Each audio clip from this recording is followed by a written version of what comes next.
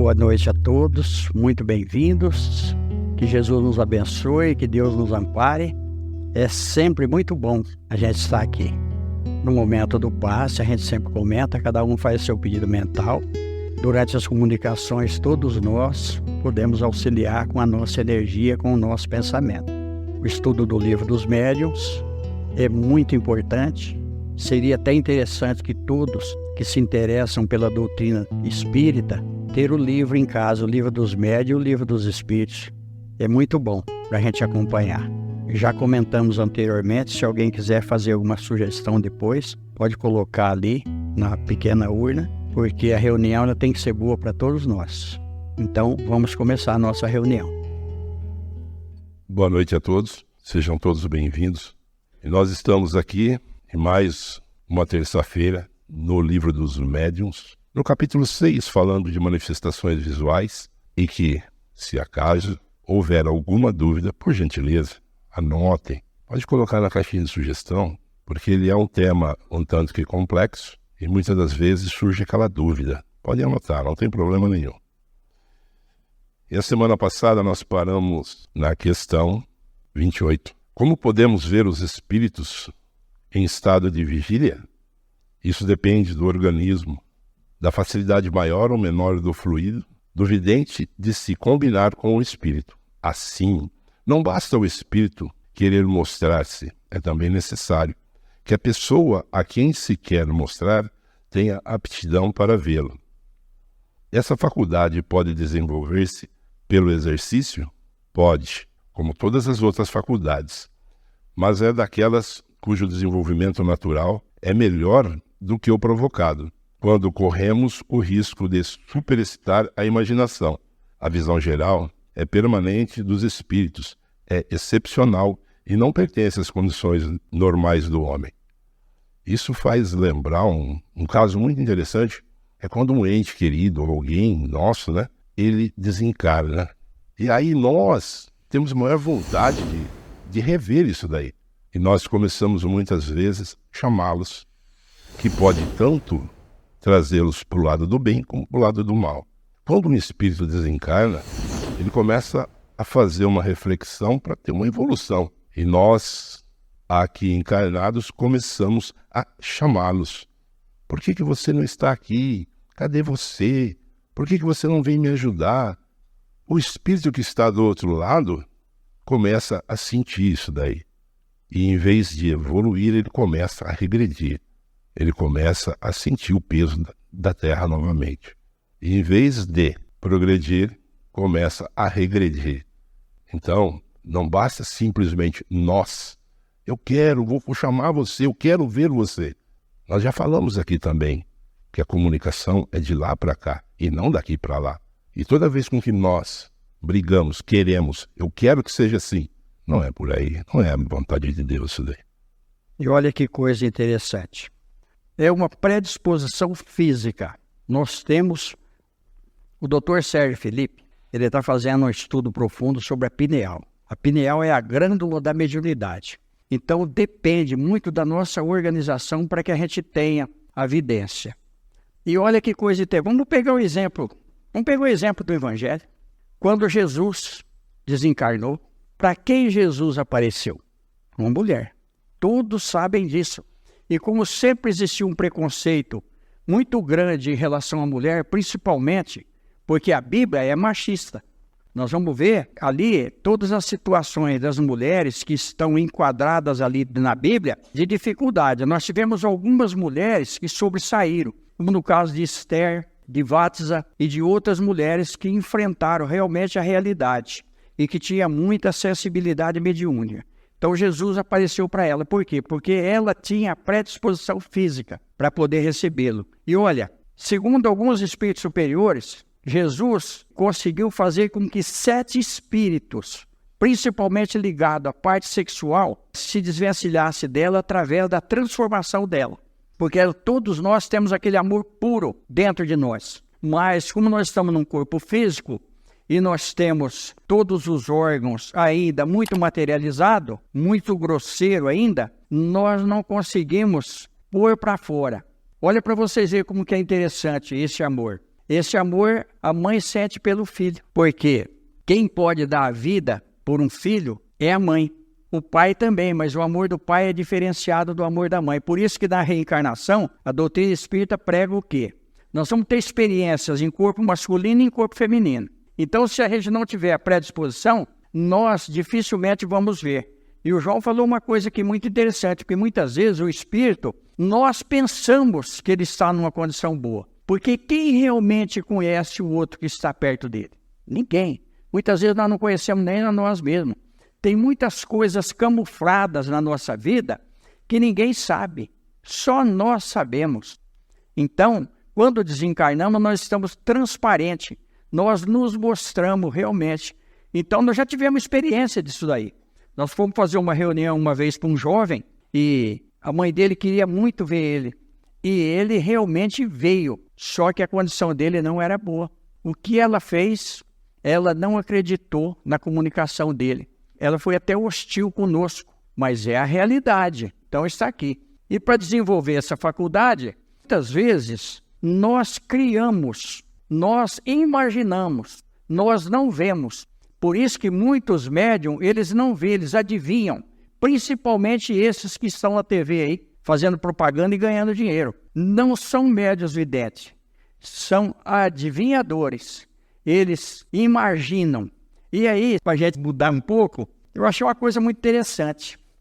Nos Trapalhões, hoje a gente assiste e nem tem graça mais. Mas tinha uma cabana e estava escrito vidente. Na porta da cabana estava escrito vidente, a porta estava fechada. Um deles chegou e bateu. Lá de dentro a mulher perguntou quem é. Ele falou, ela não é vidente nada. Se ela fosse vidente, ela tinha visto por lá de fora. Se bateu e ela perguntou quem é, porque não viu. Essa aqui agora é complicada. Pode-se provocar a aparição dos espíritos? Pode-se, algumas vezes, mas muito raramente. Ela é quase sempre espontânea. Para provocá-la é necessário que se possua uma faculdade especial. Muitas das vezes, quando a gente começa a provocar para ver, nem sempre aparece aquilo que nós queremos ver. Muitos espíritos zombeteiros que estão para atrapalhar, eles tomam aquela forma para aparecer, para quem está pedindo, para quem está solicitando, para quem está forçando, que ele quer ver. E aí passa a receber uma mensagem completamente diferente. E aí começa a descrença daquilo que não se viu, porque era ilusão. Os espíritos podem fazer-se visíveis com outra aparência além da humana? A forma humana é a forma normal. O espírito pode variá-la na aparência, mas conservando sempre o tipo humano. A Vida Fora da Matéria é um livro que ele não é um livro espírita, é um livro do racionalismo cristão, é interessante. Nós já, inclusive, fizemos 2 palestras em cima daquele livro aqui, mostrando as figuras. O espírito realmente ele pode deformar a aparência dele. Mesmo que aqui ele está dizendo que conserva sempre o tipo humano. Aí nós vamos ver um outro livro, Libertação, do André Luiz. O Kardec ele perguntou e os espíritos não poderiam falar tudo, como até hoje não podem falar tudo para nós, que nós não temos condições psicológicas e mental para poder assimilar tudo aquilo que é a realidade do plano espiritual. Ali nós vamos ver, que nós já comentamos aqui, espírito em formas de animais. É a licantropia que fala dentro da doutrina espírita. Então existe muitas vezes cavaleiro que caía do cavalo, mas nós já comentamos isso aqui, e uma série de episódios que realmente os espíritos se transformam. Nós podemos até pegar, que a gente sabe que é alegórico, mas o caso da serpente, no começo da Bíblia.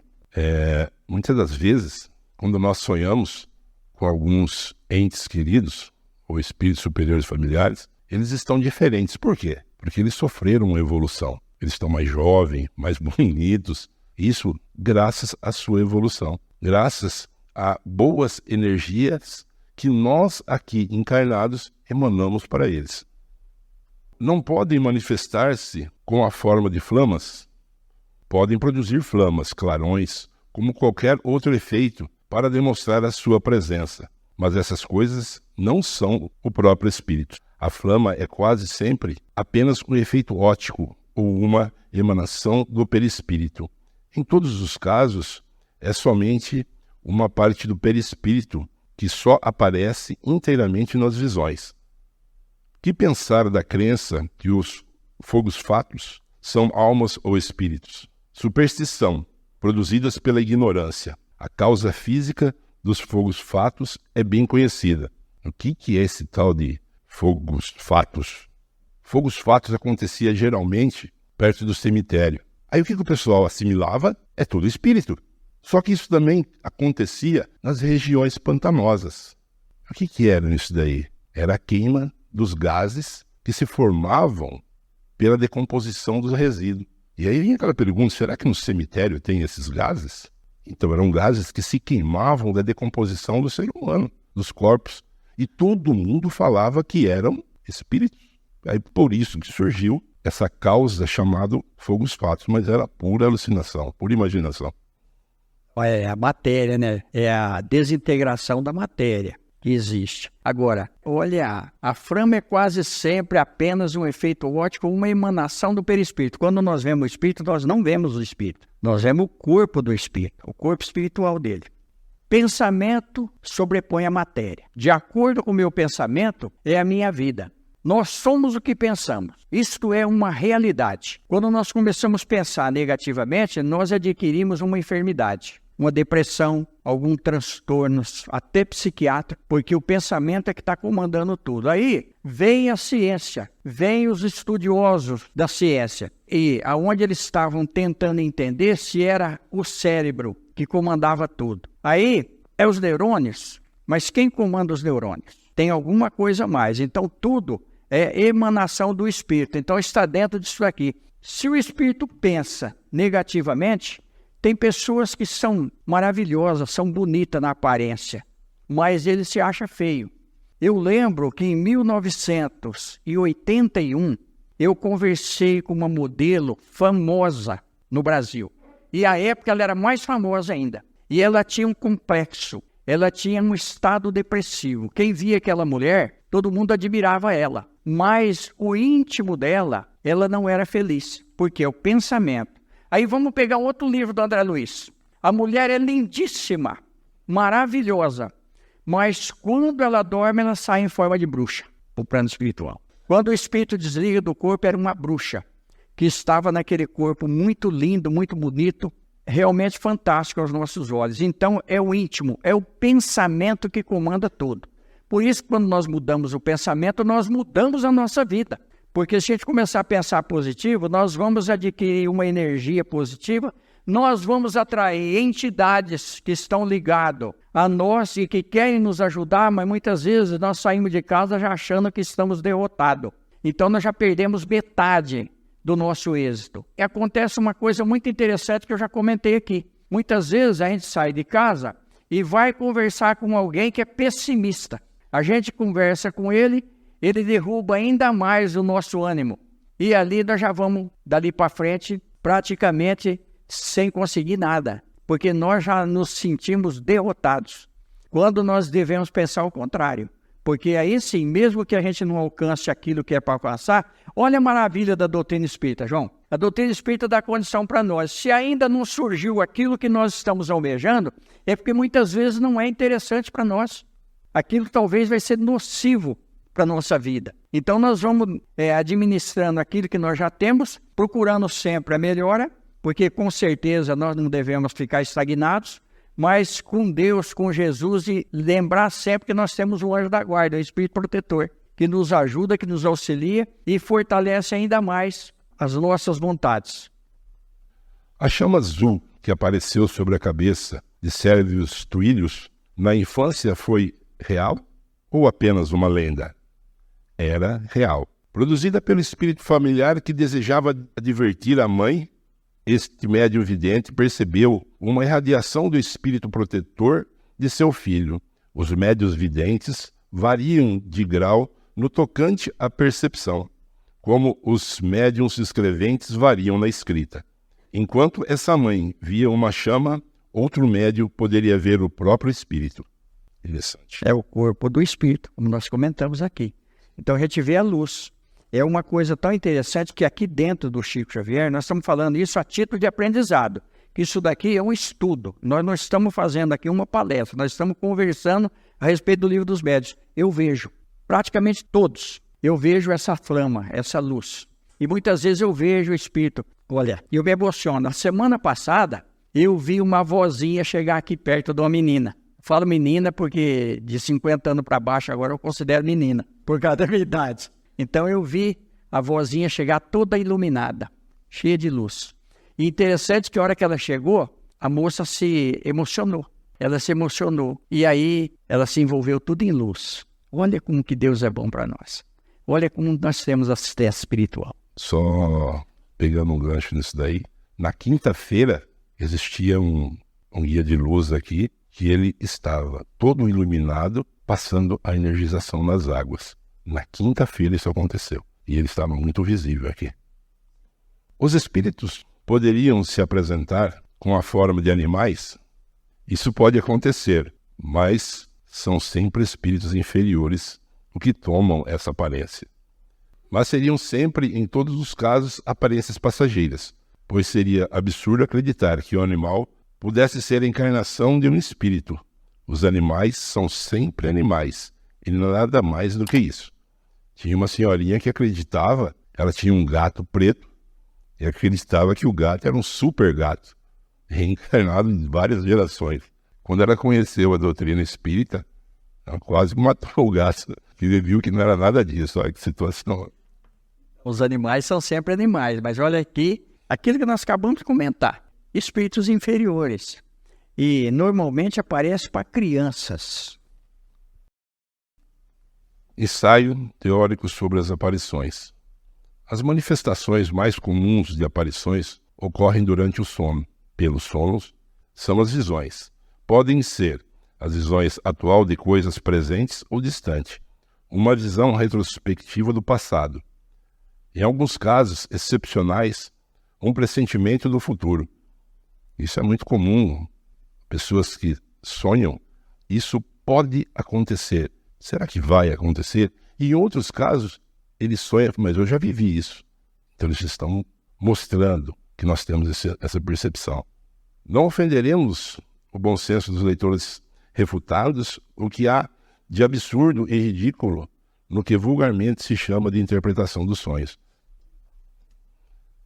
As aparições ocorrem no estado de vigília, é um estado meio que sonambúlico, né? Vamos deixar para a semana que vem? Isso daqui é impressionante. Semana que vem nós vamos ver tudo isso daqui. Esse livro, ele é fantástico. Nós vamos ver sobre as evocações um pouco mais para frente. Nós vamos encerrar. Cada um faz o seu pedido mental. Nós agradecemos a presença de todos. Vamos fazer aquele pedido nosso agora na segunda parte. Se a gente tiver algum problema físico, inclusive, nós podemos pedir, porque tem sempre médicos espirituais que nos assistem. Se alguém tem alguém doente em casa, agora é o momento de pedir também.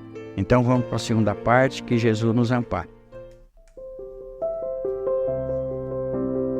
Então olha como que nós somos felizes. Eu sempre comento, quando a gente achar que está muito ruim, vamos visitar uma instituição para a gente ver como funciona a nossa vida, como que nós somos agraciados por Deus.